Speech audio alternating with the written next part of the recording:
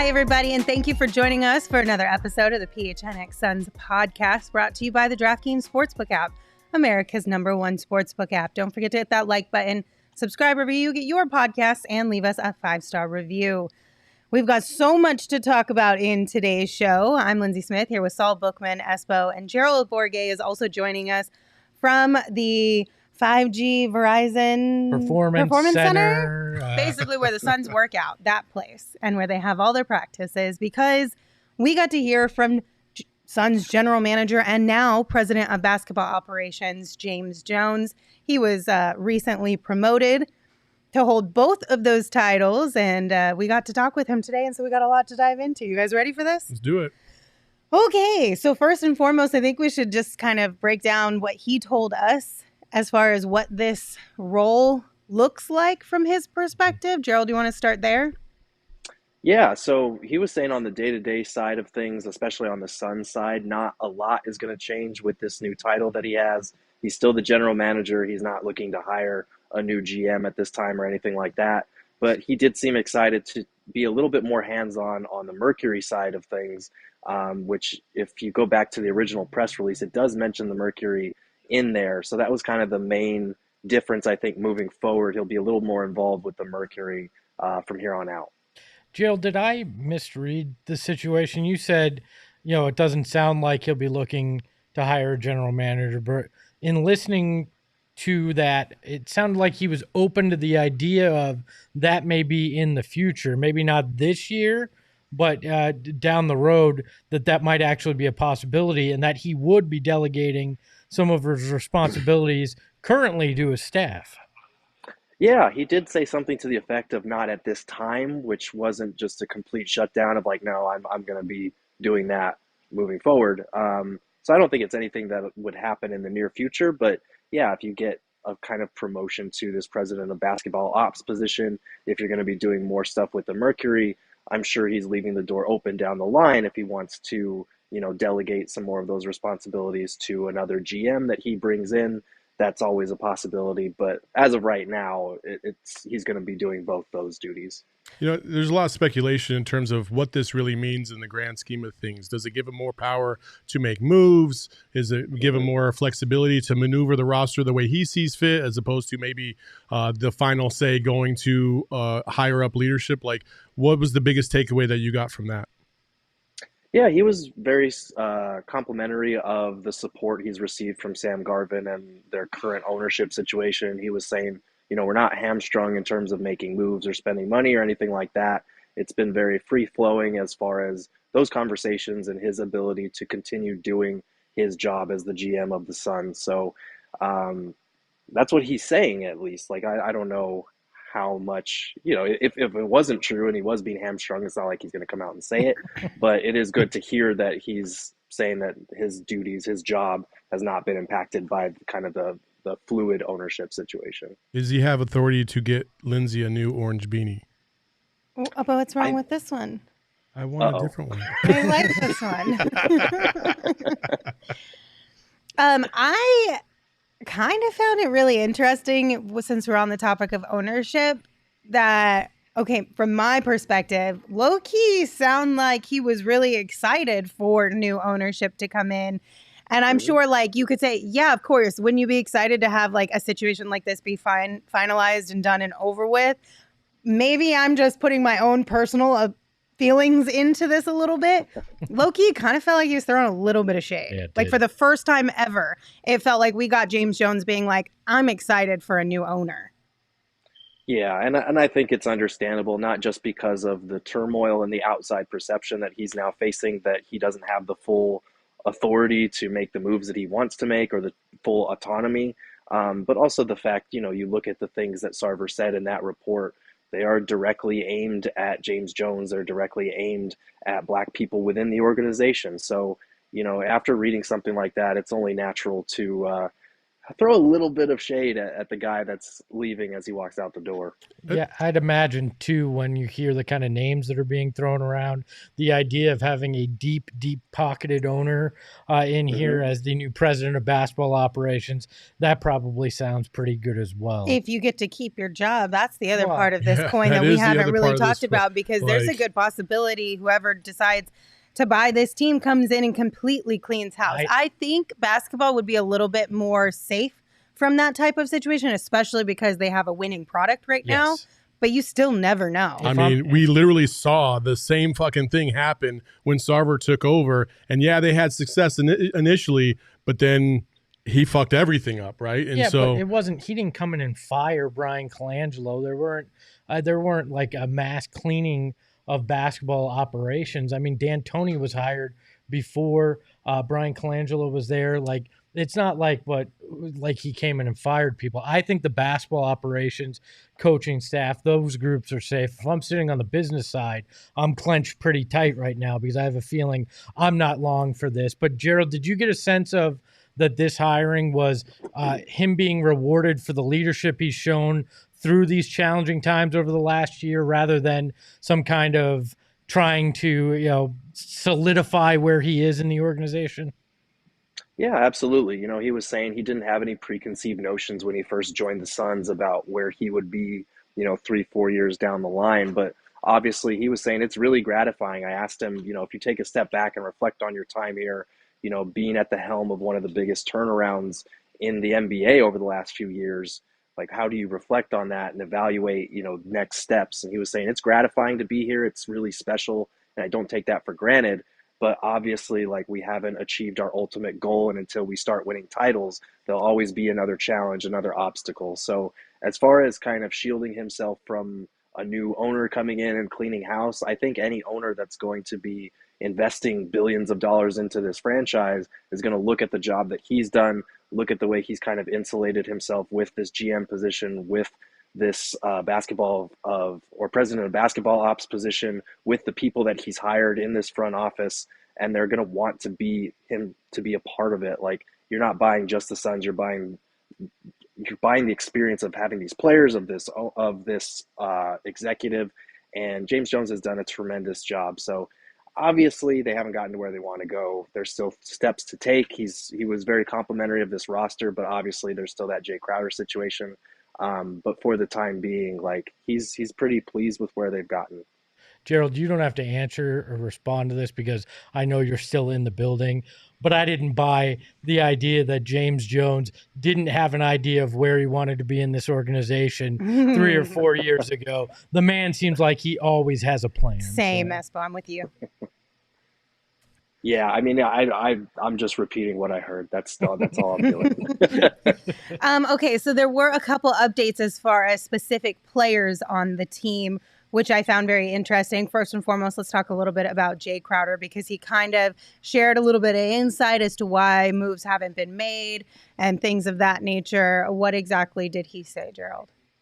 Yeah, he was saying there's no update on the Jay Crowder situation at this time. He said for him, it's all about looking at the team and looking at who you can bring in that will help this team, and finding the right fit. And he says to this point, they just haven't found the fit. He's going to continue to be patient while also understanding, like, there is no set parameter for when this needs to get done other than the trade deadline, which is in February. So it's not something, obviously you want to have a sense of urgency about this and bring in some help now, especially since the Suns have been dealing with a lot of injuries to this point.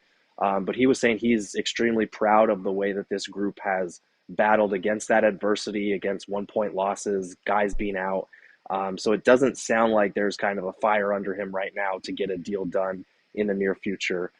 So for now, no update on the Crowder front, but he's not going to make a move just to make a move.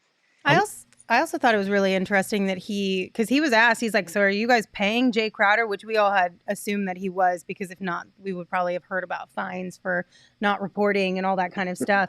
And he said, yeah, we're paying him. It's usually something like this happens internally, but some of these conversations got external from the team and things of that nature. But he didn't go specifically. I was wanting somebody to be like, so what happened exactly? Because I want to know the tea, but nobody asked. Right. So. Darn. Well, we've asked about the Crowder situation before, and he's given us what he's given us. They're not going to speak on that type of thing, but he has gone back to kind of the repeated line as far as like not amicable, but it was a mutual decision as far as you stay home, we're going to work on a trade, and we're going to work something out. He's really emphasized that I'm focused on the team and keeping the psyche and morale of our guys up high, and apparently having Crowder around the team was a situation that might threaten that. So it sounds like it's something that's best for both parties, even though you could tell hearing him talk about, like, yeah, we're still paying him. And normally these things don't get out to the public. You can see that kind of irked him a little bit, the way the situation got out of his control there. Okay, but of course it was going to get out to the public when he didn't show up to training camp and has been out 2 months. What are they? He's got a sore butt. Like, what are they going to just like claim some random injury? No, it would have gotten out. But I think it was savvy to pay him, because then there's no ill will that really is going to come from your players. Like, oh, you threw this guy to the side and you didn't take care of him. So I think that was sad. Well, and also it doesn't screw up the chemistry in the locker room. Exactly. Like, Jay's not in there disgruntled, making things dramatic or whatever, bringing down the vibes. So the other player that he kind of sort of gave an update on was Chris Paul, which I found this one really interesting. So he said he's close, not saying he'll come back tomorrow, but he's close. But then he was asked if it's more than just a sore heel, which Monty had kind of alluded to last week when you guys talked to him. And James said, no, it's just a sore heel. If it was more, I'd tell you. Mm-hmm. I'm confused.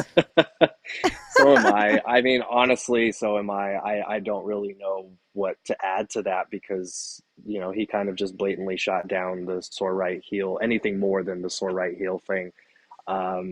You know, they did say that they're taking a long-term view with it. So it could be a situation where, yeah, maybe it's a little bit more than a sore right heel, but it's not something that requires surgery or anything like that. So they're being careful with a guy who's 37 years old and has a lot of miles on his NBA odometer. But I did find that interesting as well, Lindsay. I'm a little frustrated. I'm sure the fans are like what's sore about the heel specifically? You know what I mean? Like, we're never going to get the details, but like, what the fuck, does he have gout? Like, Jesus, you know, like what is going on that it takes, you know, 3 weeks now going on 4 to really bounce back from this? I just don't get it. Did you get any clarity on what specifically might be going on with his heel, or is it just a fluke injury? Yeah, I mean, I think it might be a fluke injury. I know people have thrown around the possibility of Achilles, or, you know, like just a bruised heel, or all these different things. But honestly, at this point, they're just going with the generic sore right heel. So that's kind of all we have to go off of. And today didn't offer a ton of clarity outside of, you know, what he said. I wish they had just said load management. It's just been like, that's what don't ask any questions. It's load management, you know? I mean, I think my biggest beef with this whole thing is, can y'all just get on the same page so that at least you're telling us the same information, so that we're not over here like, well, hold on. Monty literally said last week, we haven't shared what is going on with you. And then James said, we did. We told you it's a sore right heel, and that's really all it is. I promise. I swear. Scout's honor. And I'm like, bro, can you, like, y'all need to talk and get on the same page, because your lies, your math ain't mathing with these lies. To be fair, he could have a sore right heel and an Achilles problem. But it's not the Achilles problem that's keeping him out. It's the sore right heel that's keeping him out. So that's why. My goodness. Was there anything else, Gerald, from this conversation that stuck out to you? Yeah, I mean, there are a couple of things, and I'll probably put them all into an article later this evening. But the biggest things to me were, I asked him about the Cam Johnson situation, and he was saying, honestly, it's not something I've really thought about in terms of, you know, missing the deadline for giving him an extension, but he is still a valued part of their team and what they do. And obviously the injury kind of throws that whole situation into flux, but he seemed pretty comfortable approaching yet another restricted free agency situation with Cam. And then he had a lot of great things to say about Devin Booker and his evolution. He was talking about how when he first got here, Book was a guy that desperately wanted to win, and now he takes that responsibility of being the face of a winning franchise very seriously. He takes it upon himself to kind of carry the load that he has to carry on a nightly basis, especially with all the injuries that they've dealt with. So he was very high on his evolution, especially over the last few years, and that's pretty cool because they've kind of coincided with when he kind of became the guy in charge, the GM here. So it's kind of a cool little story there. Hey, Gerald, since you're out at the Performance Center, can you track down either the strength and conditioning team, the equipment manager, somebody, and ask them how they decide which workout equipment to bring with them on the road? We saw a cinder block to do push-ups on yesterday and a weight rack. What's coming up next? If you could ask, that'd be great. I will ask around. I'm sure I'm going to get hit with at least one winner's work somewhere, but I'll poke around. Thank you. Winner's work. All right, Gerald, thank you so much for joining us for the top of the show to provide that update. We appreciate you. Drive safe and have fun riding. Thanks, guys. See you later. All right, so I want to tell you guys real quick before we go into our next segment about the Underdog Fantasy app, because this app is so much fun. It's the best way to combine fantasy sports and potentially winning a whole bunch of money, and it's really easy. Like this one, Espo, you've got me on the I'm on board with the Underdog Fantasy app, because specifically you don't have to commit to an entire season of constantly setting your rosters. If you accidentally forget, you drop so many spots in your league. Like, it's just a lot sometimes. But with the Underdog Fantasy app, you can just pick one single game, one single night, and participate. Yeah, guess what? One of these pregame shows over the next few, we should do I think that would be fun on that game with the two teams. We'll have some fun. We'll do it live. There we can actually do it live right on air. It's pretty easy, and show everybody how to do it. But you're right. You don't have to worry about a full season. You can just focus on that evening. And I talk about the pick'em a lot, but that's where I've had a lot of success is you pick higher or lower on stat lines. If you do 5, you get up to 20 times your money. If you hit on all 5 legs, they have this great thing with insurance where you only have to hit 4 out of the 5 to win some money. I love it. This is my favorite new app to play with on the phone. And it's really easy. You can either go to underdogfantasy.com or you can download the app onto your phone.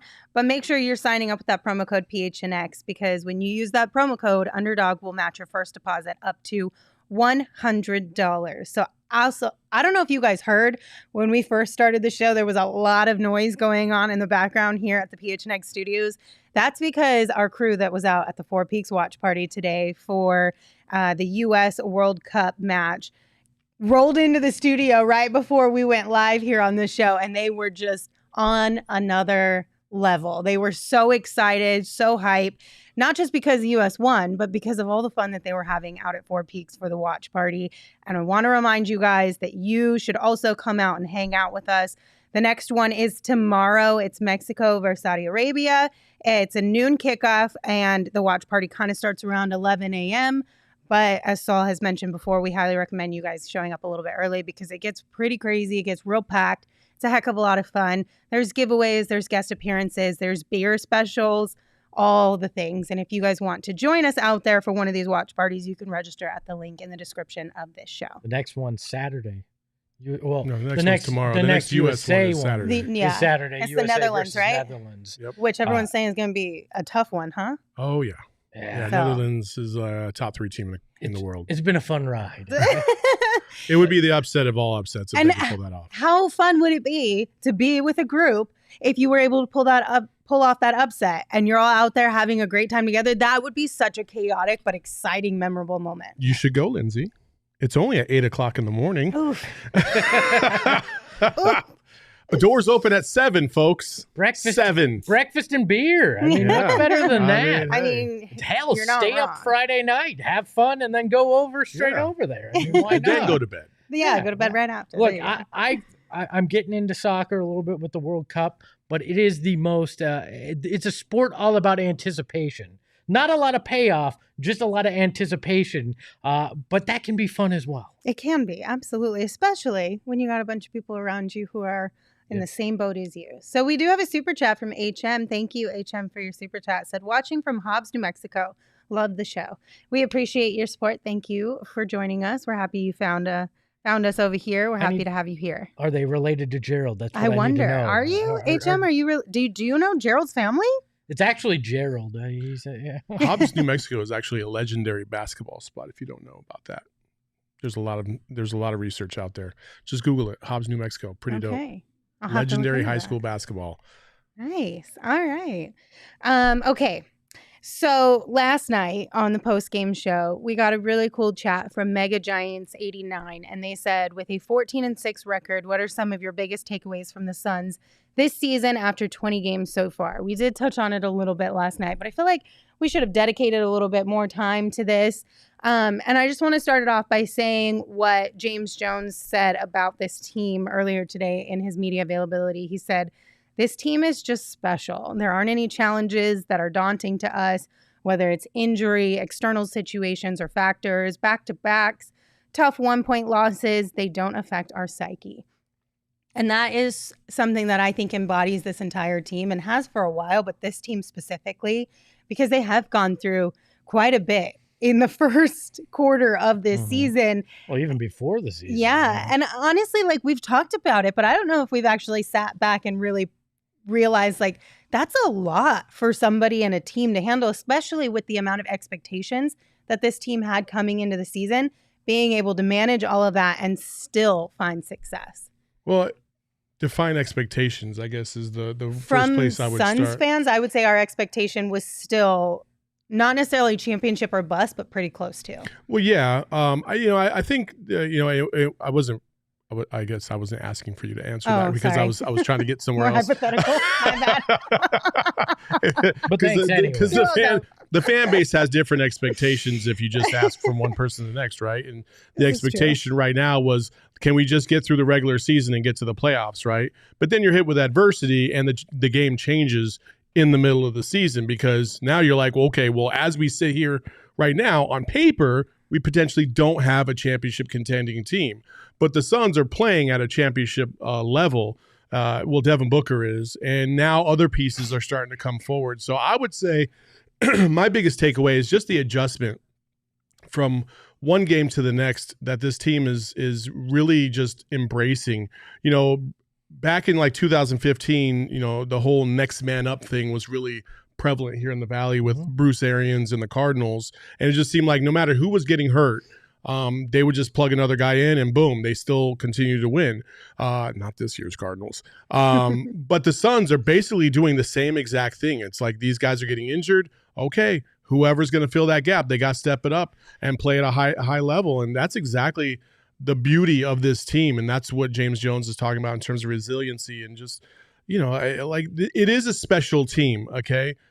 I'm not going to be a Debbie Downer, but we all know what the real goal is. We all know what's ahead and what is really important. So while these moments are fun to watch and watch the development, I keep thinking this is only going to help once they get to the playoffs and they face a team like the Mavericks a year ago where they really struggled depth-wise and they couldn't rely on 8th, 9th, 10th guys to really contribute. That's what the whole goal of this is. And so this is really a blessing in disguise, the fact that you don't have Jay Crowder, you don't have Cam Johnson, you don't have Chris Paul for this amount of time because they can harken back on this experience in the playoffs. So when Chris Paul inevitably gets hurt again, they will be able to, they'll survive. They'll be okay. They'll be able to plug in a guy and, you know, use them a la Aaron Holiday that should have been used last year. Well, I think you could even tie Landry Shamet's time that he's been out into being beneficial because Damian Lee, has he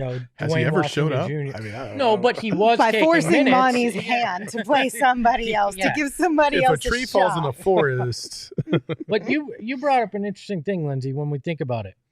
The Game 7 loss to the Mavericks, that's enough to take down a team. Yeah. The Kevin Durant drama all summer, enough to destroy a locker room.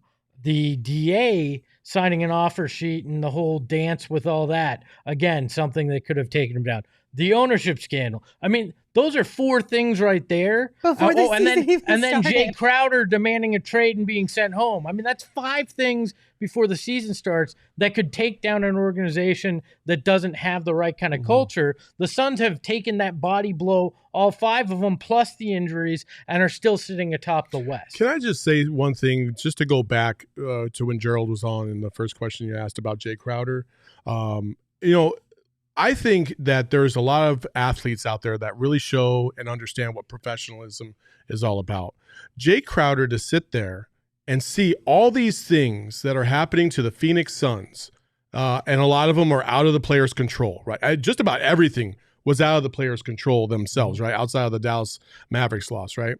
And for him to really double down and say, you know what, I'm going to be all about me right now, and I want to be in a different situation, because you can't say a better situation, No. because there's not a lot of teams out there that are going to compete for a championship and have the type of pedigree and just the chemistry that this organization seemingly has. And we'll get to that here in a second when we show you a clip about in the locker room from last night's game that kind of resembles that, And so Jay Crowder, with one of the premier me moments in really Arizona sports history, in my opinion, just really, it tainted his entire legacy here. If he would have just been traded, or if he would have just played this with the understanding that he really does want to leave and they traded him, he would have been one of the more favored Suns of all time.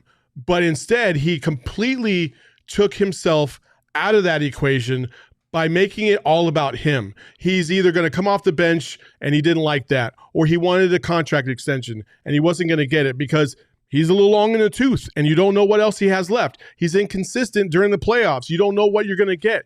Like, Jay Crowder couldn't even look at himself in the mirror and understand what his weaknesses are in order to really contribute to this team right now as it stands, and instead is going to opt to hopefully get froze out until February. In my estimation, I hope he gets froze out until the very last day, and then they ship his ass to fucking Siberia for all I care, because that dude is a total me guy. Fuck Jay Crowder. But I mean, I think that made it real easy for James Jones to make the decision to go, yeah, you can sit there and not be anywhere around us. We'll happily pay you to stay the hell away, because that's just not what this team's about. Mhm. And yeah, you're right. It's 100% selfish that he went into it. For me though, through this first quarter of the season, we talked about this last night. Devin Booker's performance. I'm not going to go on another MVP rant. Go watch last night if you want that. But I mean, if you look at it, he's 4 points higher than his career average in points. He's a rebound and a half higher than his career average, and about an assist higher than his career average this year. And over the last 10 games, he's averaging 28.7 points, 6.5 rebounds, 6.4 assists, and 1.4 steals. This guy has truly come full circle. He is the full and total package now that we've always wanted to see from Devin Booker. All the criticisms, all the nitpicking of his game, he's went in and he's attacked and fixed each little deficiency in his game, and I think we're seeing him paint his masterpiece this year. Mhm. I think all that's coming together, and we're getting to see it at another level with Chris Paul out right now, and it's been a thing of beauty. I think for me, one of the biggest things is just the way that all of the guys on the bench have stepped up. So, like, they've been so valuable for this team. I don't even know if there are words to describe, like, how important those guys' contributions have been, because, yeah, Devin's playing like an MVP. Yes, Mikal Bridges, we're seeing growth from him. We're seeing growth from Deandre Ayton now. But Torrey Craig being able to move into the starting lineup seamlessly. Cam Payne being able to move into the starting lineup. And yeah, he had a bad night last night, but he's been playing out of his mind in that starting unit. And then every single person behind them, Jock Landale coming in. We literally gave cash for Jock Landale, Yes. and he came in and has been so valuable to this team, the energy he brings. And even with Bismack coming in and like juggling that balance of which center is coming off the bench first, where Jock could get in his feels and feel some type of way. It doesn't seem like he is he's that guy at all. When Monty calls on him in the fourth quarter because he needs 5 minutes of his energy, he brings 5 minutes of his energy. Like Damian Lee, D-Wash, all these guys from top to bottom. It's so cool to see. And I just got to give props to James Jones for finding guys like this, because he did mention that. He's like, nobody really outside of the players themselves thought about the amount of opportunities that they would be getting when they join this squad, because you just don't know until you get into the thick of it. But the fact that they've all been able to keep a positive attitude, be productive, and contribute when they are called upon, that is so, I think a lot of it comes from the chemistry of this team, the environment that they're in, because that's not an easy thing to do night in and night out for those guys. It's not. I think one of the things that us as fans kind of overlooked is how much work and effort is invested in doing scouting, not only of college players or European players, but also other NBA talent that might be available, right? And you have to give James Jones credit, because for every KD there is out there, there's another guy out there like a Damian Lee or a Jock Landale that can give you something on the back end when you lose a key piece. And that is, it's not more valuable than having a KD. I'm not saying that, but it is very, very important to a team's chemistry and roster building when you have to go through 82 games of a season plus the playoffs, which is, if you maxed everything out, 28 games. So it's refreshing to understand and know that this front office and their scouting group understand that, and they understand it at a very high level, because they haven't missed very often in the last several years when it comes to getting key pieces in to contribute.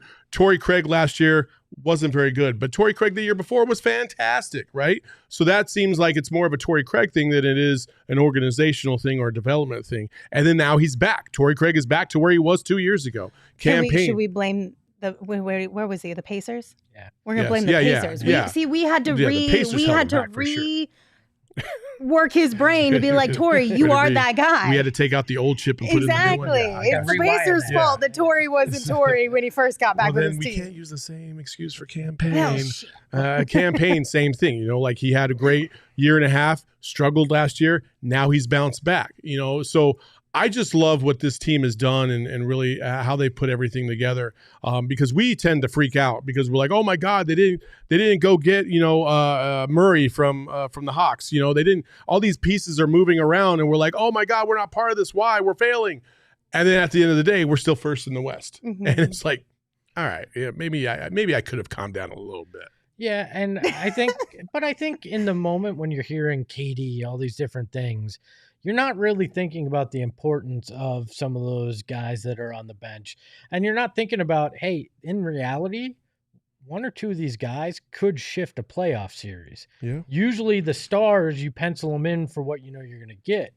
But it's those fringe guys that make some of those big shots in tough moments, and can one or two things can shift an entire series, and it usually falls at the feet of a lot of those bench guys that they have. Yeah. Okay, so not to take us too far back in the conversation, but I do want to bring this back up. Mr. JJ Reed in the chat said Crowder shouldn't get blamed. The front office told him not to show up. It looks like Crowder is the bad guy, but he's not. No, he is. He forced their hand. Yeah. Both things can be true at the same time, but I think this started with Crowder coming to the team. So, it might have been the team saying, hey, Jay, we're not going to extend you right now, or we also want you to take a step back this year. We want to put Cam Johnson in the starting lineup, but we still value your contributions and want you to come off the bench. And then Crowder deciding he wasn't down for that and telling the team, I'm not down for that. So if this isn't going to work out, then let's move on. Yeah. But it starts with Jay being the one to decide whether or not he's in or out as far as what's best for the team and not just himself specifically. So in this situation, in my opinion, while I won't call him the quote unquote bad guy, he is the reason that this has all played out this way. Yeah. Plus the social stuff. That's my thing. Is like, okay, cool. Maybe they had this conversation after, a month after the season, right? Okay, cool. We're still trying to figure this out. We don't want to extend you. He didn't get the news that maybe he wanted. Clearly he didn't. And then boom, he's off to social media, cryptic tweets, things that we're speculating about. He's just, that's not what pros do. Like they just like I know this is a new era of athlete and they try to take matters into their own hands. Yeah, you could take matters into your own hands when you're like the top dog or you're like one of the top 2 or 3 players on said team. When you're barely a starter and you're a guy that's a valuable piece, yeah. But I think you thought, Jay, that you were more valuable than you actually were. The intangibles are fantastic. Defense, he's a very solid defensive player. One of the better complementary defensive players we have in this league. But to sit there and think that you were so much more important and that you should have gotten X, Y, and Z because of what you've done the last 2 years, listen, it's a business at the end of the day. Mm-hmm. They called your bluff, and now you're sitting your ass at home trying to figure out where your next move is going to be. And so that's where Jay lost me is like, dude, you could have taken this a much more professional way. Had he not done any of that stuff and they still felt like, you know what, this is mutually not beneficial for both of us, you stay home, we'll continue in the season, we'll still pay you. Then the team comes off looking a little bit rough. But in my estimation, it's definitely Jay in this moment. Look, it's a business decision on both sides, but Jay went about it the wrong way, and the Suns are going about it the right way. And say, I mean, they fucked around and found out. Yeah, I mean, they had every right to tell him, hey, you can go sit home, but we're not going to pay you a dime. But they didn't. They went the classy route. Well, Jay went low, they went high. I mean, that's the way it came down in that. Well, Jan Paul in the chat says as a player, get your paper. Absolutely agree, 100%. But then they also said Crowder made sacrifices and expected the team to value that for his next contract, but it didn't happen. Okay, so did Deandre Ayton. So did Cam Johnson. That's the nature of this team. Look at the way that DA handled the situation. He wasn't out there on social media talking shit and causing waves. Cam Johnson has not done that either. There's a difference in how certain players carry themselves and how they act based on what's happening. And that's totally fine for Jay to go do that. But it backfired because now Jay is sitting at home. Is he still collecting a paycheck? Absolutely. James was asked, like, does Jay sitting at home kind of basically devalue him as an asset to another team? And James was like, well, you got to ask him that. I don't care. These teams know what he brings to the table. So I feel like basically James is like, no, teams know what they're going to get with him. And if they value him, then they value him. If they don't, they don't. And what sacrifices did Jay make? Like, what are we talking about in terms of sacrifices? He got paid a 3-year contract to do his job. And then he wanted more. And the Suns were like, no, I think we're good. I think we want this 3 years, and that's all we want because we can kind of see the writing on the wall for you specifically. And they didn't want to do it. Like, what sacrifices did Jay make? You know, like was there a under the table deal that like, hey, if I do this, this, and this, then I'm going to get this? No, like I don't understand that aspect. So if you can clarify that, I'd appreciate that. But I don't understand what sacrifices we're talking about because this guy is in his 30s. He's coming to the end of his career here, probably in the next 3-4 seasons. He's not the player he once was. You have to understand what value you have in the league. Yeah. And Eddie Johnson will tell you to your face when he was with the Rockets, he knew like, all right, like I better get whatever I can right now because it's close. It's coming. You have to that light has to go off in your head and understand that that's your time. Like, and this was your time, Jay. Well, I mean, it's not like he took less money to come here. He got paid very well at $10 million a year over 3 years for what he brought to the table. It was, I would argue at the time, maybe even more than market value for what he was looking at, and he came here and he did the job that he was paid for. But like, yeah, I don't think he sacrificed at any point here for this. He did his job, he got paid for it, and then he decided it wasn't enough. At the end of the day, I just wish that Jay would have hung out with our friends at OG's, maybe sat with his feelings, really thought things through long term on what type of things his actions would have, what effects his actions would have. And maybe had some of the sleepy time OGs, maybe taken a really good rest so that he woke up really refreshed when he was thinking through these things. But he didn't. And so we're here. But you guys can hang out with OGs and taste all of their delicious flavors, try all of their amazing products, whether you're just trying to chill out and have a good time, or whether you need a good night's rest and you want to tap into their sleepy time products, OG's has you covered. As always, you can find them online at ogsbrands.com or at your local dispensary, but you must be 21 years or older to enjoy. Yeah, don't take that off-brand shit like Jay did. It just gets you angry. Yeah, it's not good. It's not good. OG's is the ticket. It's the ticket. Also, if you guys are looking to hit up a concert or game anytime in the near future, maybe this upcoming weekend or later this week, a couple Suns games, whether it's tomorrow or Friday, the Game Time app has you covered, and you can save up to 60% off your tickets when you buy them last minute. So if you hop on the Game Time app tonight for tomorrow's game, who knows, you might find tickets for anywhere from $20 to $30, maybe $60, but a heck of a lot cheaper than what you would get if you were buying them face value in other places. Also, the concert side of things is pretty cool too, because it's like a fun last minute spontaneous date night kind of thing. Yeah. Or if you just want to go out with your friends, but you're not really down to go to a bar or something, you want to do something a little more, have an actual like memory moment, like an event. Concerts are great for that, and the Game Time has those as well. Yeah, send Jay Crowder the link. It's the closest to an NBA court. Oh, get for a while. no. Damn. Can I answer this question? Yes, but real quick, the best way to support us is by buying your tickets through the link in the description. So if you're going to use the Game Time app, make sure you use that link. Go ahead. All right. So Juan Excelsia, I think it's Excelsia, says, Saul, can you explain to me why James Jones extended Shamet, who was worthless, and not Crowder? Yes, I can in one word. Fuck. What? Yeah. I didn't understand it at the time. I still don't understand it to this day. So like, I've never been on that train. I think you know that though. Listen, when James Jones extended Landry Shamet at the time, I sat there and I was like, but why? I don't understand. Why extend this guy? I didn't think he was worth that kind of money, and I still don't. And I feel like I'm pretty close to right, because he hasn't done anything to exceed his value that he had before. So why extend a guy like that just to have another piece on the bench? Like, I didn't understand that. I think based on his question, though, I think you answered earlier. He was young and had potential. Jay Crowder is on the downside of the career, and you know what his peak is, and he's likely past that point. So you were gambling on this guy has more potential than what I have with Jay Crowder. If you're looking at it, those two and the money, why you didn't extend Jay, that the question. I also think on Landry's side of things, beyond just maybe James seeing the potential in him or whatever as a player, the contract specifically is a good filler contract. It's a tradable contract as far as you need guys like that on your roster at that kind of range of a dollar amount to add into trades down the road. Like, those contracts are easy to move, good to fill in. So that's one value. Totally get that. Still don't agree. I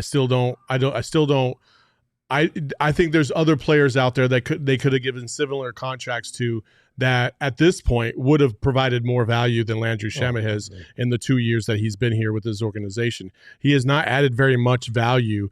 Defensively, he's not a liability, but he's inconsistent from three. He's been inconsistent since day one on the offensive side of the ball. He's barely had any games over 15 points. Shit, there's probably you could probably count him on one hand how many times that's happened. He's just been very, very inconsistent. And so I never understood that decision in the first place. But, you know, hey, it is what it is. Somebody in the chat said I'd rather have the pick in Javon Carter. And yeah, if you could look back retroactively, I mean, I agree that's what you would rather do. But a lot of this is gambling. Being a general manager is gambling in a lot of ways. When you're trying to fill the back half of your roster, you have to make bets on guys. Try to outsmart the room by seeing, I see this in this guy that somebody else may not see. And he lost the bet. I mean, that's what it comes down to. He lost this bet. I mean, that's all. That was all something in his soul, because it sure wasn't on tape. But there was somebody in the chat that said that we can all agree that Shamet does look much better this season. So, can we? Compared to last year? Yeah, I think so. Really? I'm not saying that he is like great by any means, or like outperforming or overperforming expectations, but he's been solid at least comparatively from. I think he was worse last season. I mean, I don't. I mean, that's interesting. We could find out. I haven't looked at the stats or anything like that, but just from the eye test, I'm like, it's the same player. If you're looking at counting stats, he's a worse player. Really? Fewer points.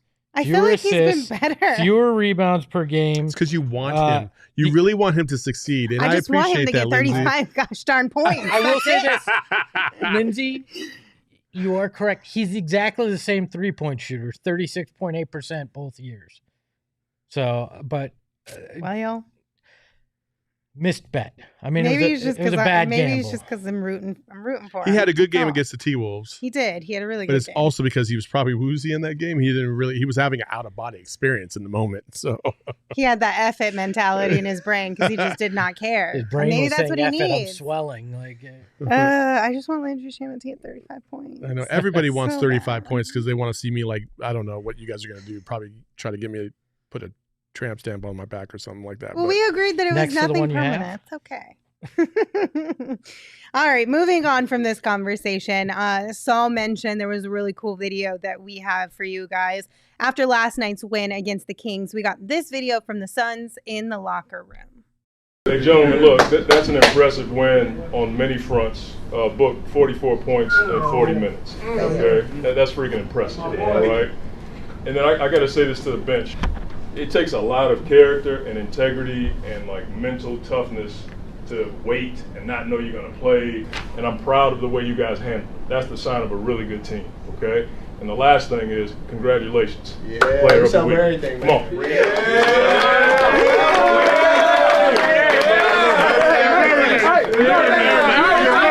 Let that marinate, man. It's all about marination, bro. You 1, 2.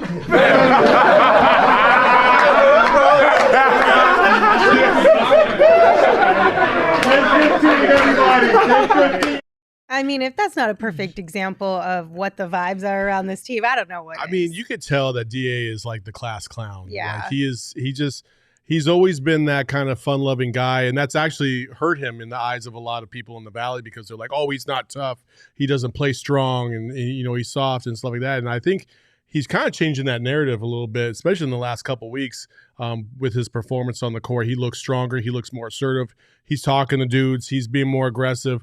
I mean, Pat Bev, you fucked up. I think you fucked up because you just lit a fire that you can't put out. I'm just saying.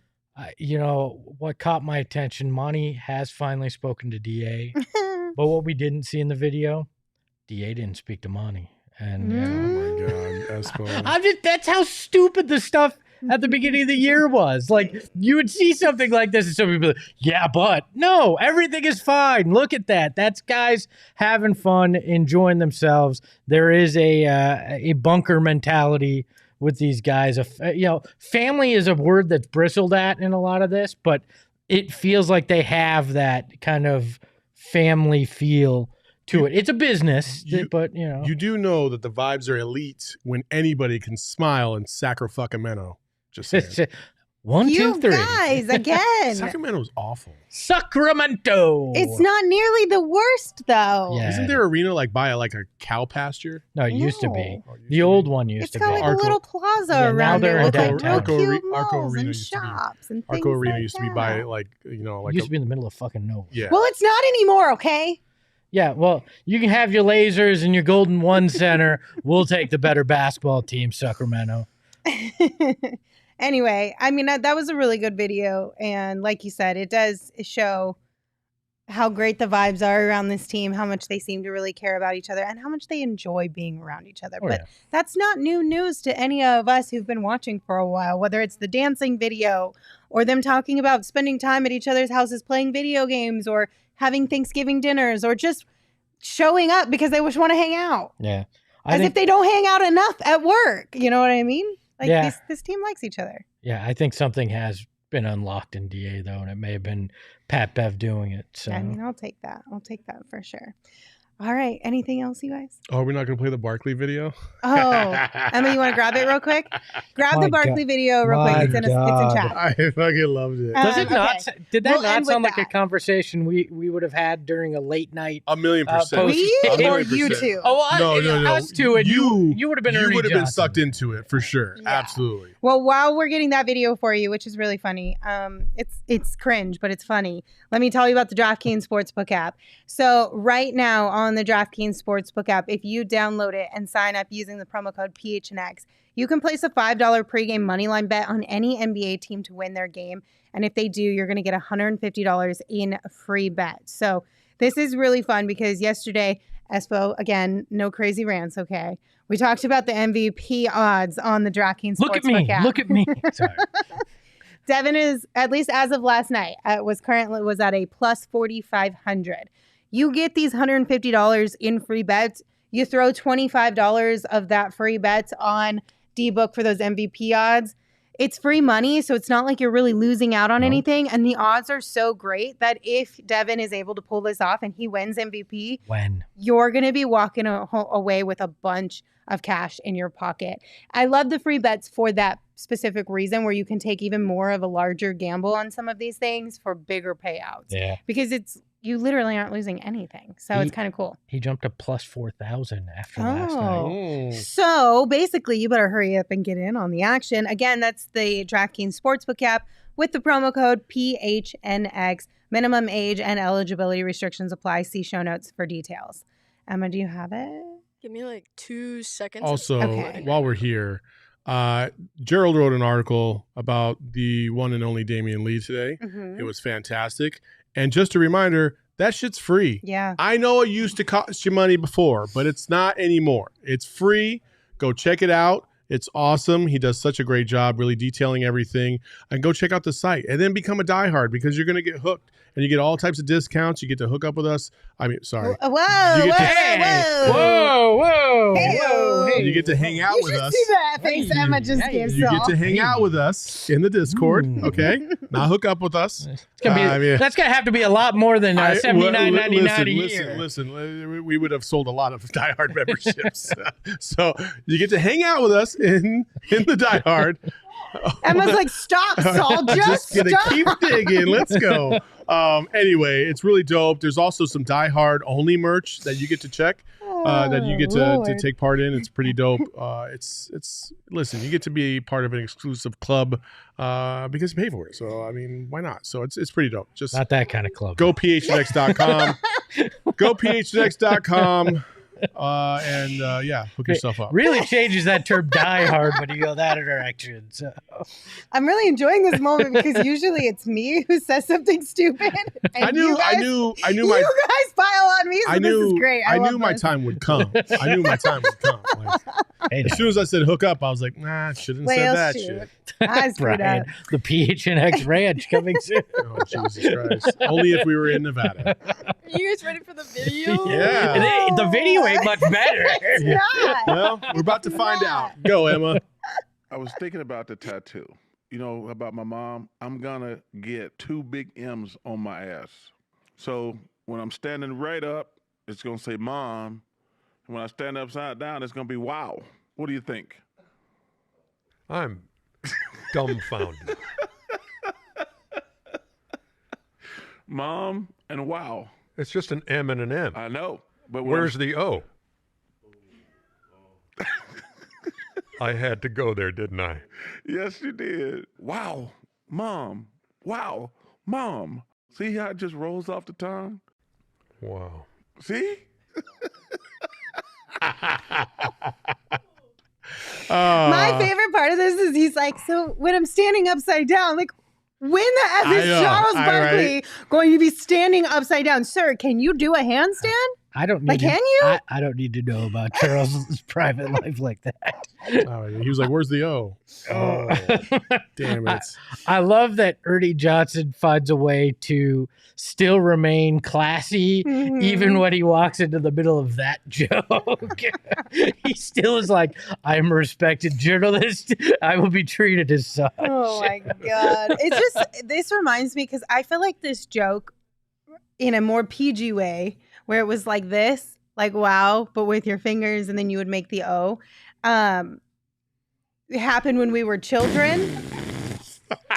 Emma, really?